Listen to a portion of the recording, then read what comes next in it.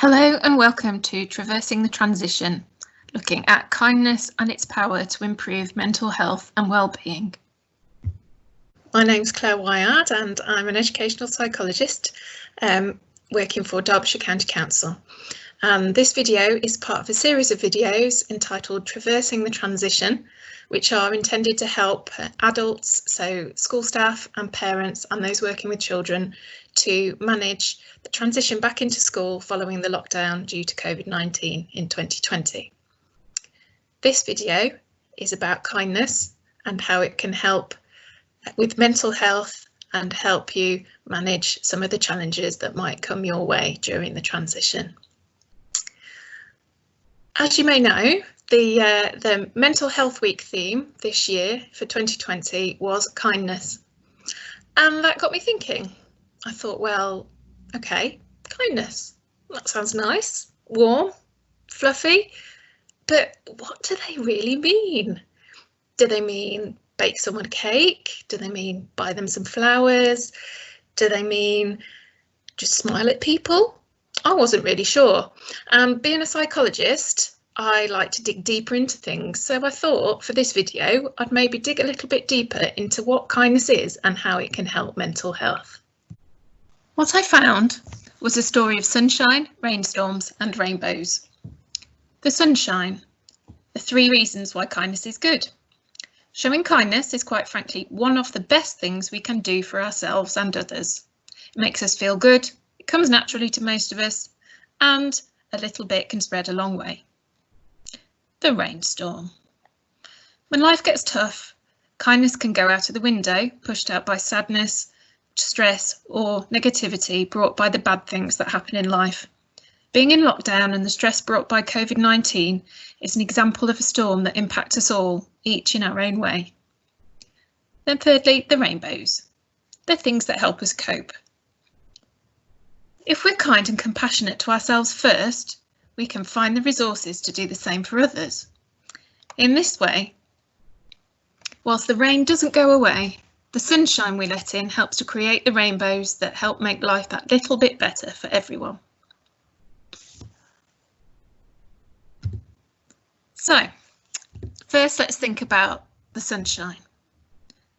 Dr. David Hamilton, author of Why Kindness is Good for You and the 5 Side Effects of Kindness, writes in the foreword to Jamie Tholston's book about kindness that kindness is the glue that holds society together. It is the essence of beauty. It brings smiles to faces, lightens our burdens, creates friendships, transforms people and situations. It can make a day memorable. It can be the answer to someone's prayers. So, kindness is a good and positive thing. And I found 3 particular reasons why kindness is something that is easy. It's easy to make good use of. Okay, so reason 1 to like kindness is that it helps us feel good, inside and out. And if you can see my little man at the bottom, he's got a very full heart full of kindness.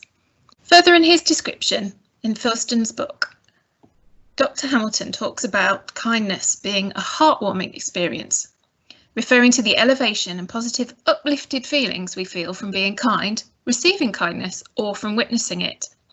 He goes on to explain that kindness is literally physically heartwarming, creating the feel-good hormone oxytocin and releasing nitric oxide into our blood, which, amongst other things, helps to reduce blood pressure and increase the flow of blood to the heart.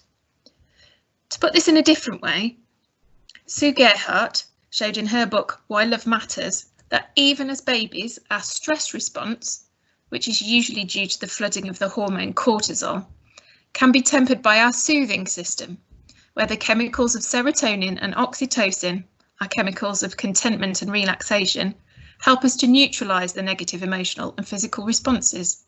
So, at times of high stress, it may be that kindness can help activate the chemicals that soothe us and combat the ones that stress us out, bringing us some sunshine.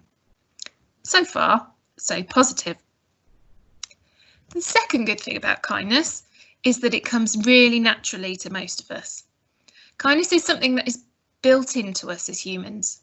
It is often born out of altruism, the desire and drive to do things that benefit others, sometimes to the detriment of ourselves.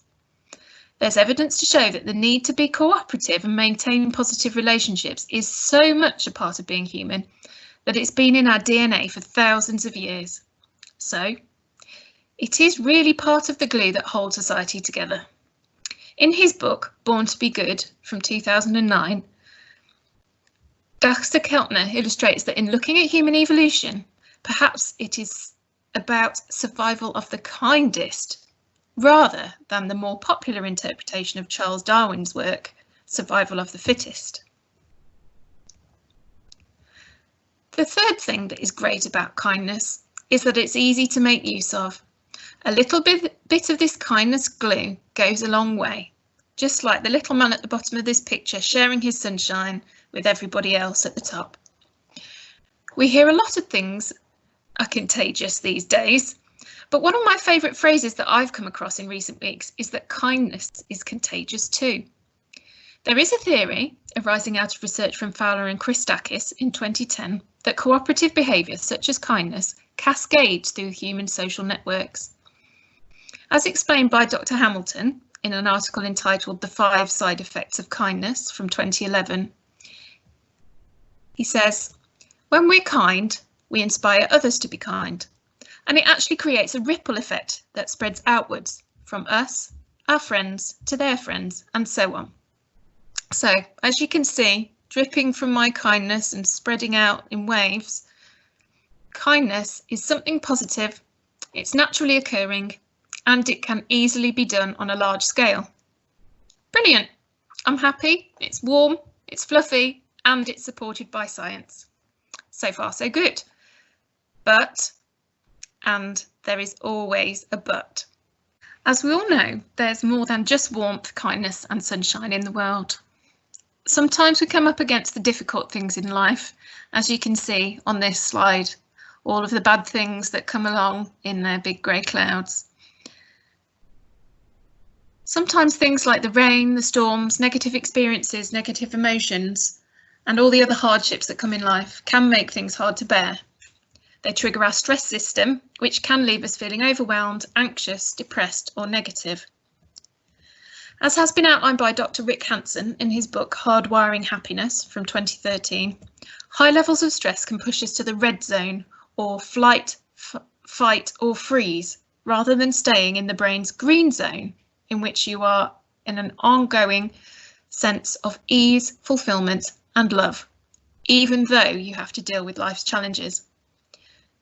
When the rain comes, sometimes we're just not in a positive enough place to focus on being kind to others. And at times of stress, when we're sinking, what do some of us tend to do? We get angry, we get negative, we lash out at others, and if anything, we can often give ourselves a hard time. At times of stress, our own thoughts can do exactly the opposite of kindness, letting our own inner critic take over. So, in the midst of this storm, how do we find the sunshine? So the next thing we need to think about is how to create the rainbow. In creating the rainbow, we need to think about why we need kindness for ourselves. We may well need to make a conscious effort to bring kindness to our own lives and to those of others to be able to make these rainbows.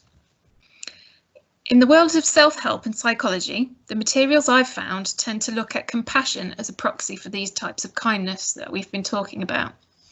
In this context, compassion is the idea that we connect with the human suffering of others and show caring, concern, and a desire to help them. So, it is kindness and empathy in the face of suffering that is compassion. Maybe compassion is the rainbow that we get when we bring the warmth and the light of our kindness to a stormy situation, like the reign of lockdown. As Chris Germer and Kristin Neff in their 2018 book say, an anonymous meditation from Myanmar once said, when the sunshine of loving kindness meets the tears of suffering, the rainbow of compassion arises. As you can see from this slide, the compassion is the rainbow that we get when we bring the warmth of kindness to a stormy situation. In his book, The Compassionate Mind, Dr. Paul Gilbert looks at how developing kindness and compassion and affectionate relationships can be helpful to us in times that are hard. As he says, when we're distressed, kindness helps. If we're facing tragedies such as the loss of loved ones, the kindness of others helps. And if we're having to face our own death, then feeling loved and wanted is important to our ability to face it.